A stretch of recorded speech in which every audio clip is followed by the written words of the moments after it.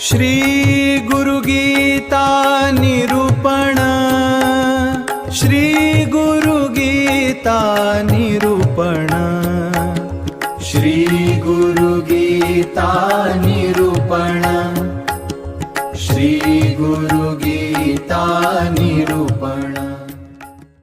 श्री गुरुगीता ओवी चौथी। मग कृपेचा सागरू बोलता झाला शंकरू, अहो तू माझाची अवतारू वेगळीक नाही। तिचा म्हणजेच त्या आदिमायेचा हा निस्सीम भाव पाहून दया कृपा यांचा सागर असलेले प्रत्यक्ष शंभू महादेवच मग तिच्याशी बोलू लागले आहेत। ते तिला म्हणतात की हे पार्वती, तू आणि मी म्हणजेच जीव आणि शिव ही दोन वेगळी तत्वे नसून एकच असल्यामुळे तू माझाच साक्षात अवतार आहेस।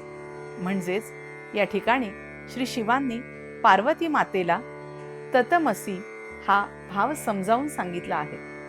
सर्वात मी हा व्याप्त असून सर्वही माझ्यातच व्याप्त आहेत। गुरु व शिष्य हे रूपाने जरी केवळ भिन्न दिसत असले तरी स्वरूपाने ते अभिन्नच आहेत, हेच तत्व या ठिकाणी श्री शंकरांना पार्वती मातेस सांगायचे आहे। म्हणजे या ठिकाणी पार्वतीच्या विश्वव्यापक अशा विश्वकल्याणाच्या व लोकोद्धाराच्या प्रश्नाने श्री भगवान शिवशंकरांच्या मनाची प्रसन्नता आपणास कळून येते।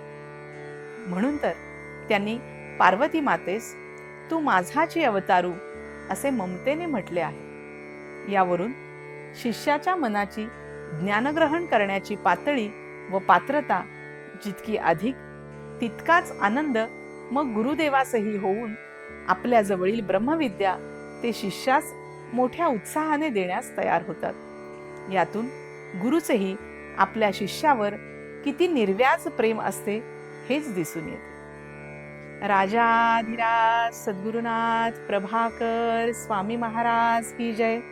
राजाधिराज सद्गुरुनाथ इनामदार गुरुजी की जय। गुरु यशोदा माई की जय। जय जय रघुवीर समर्थ।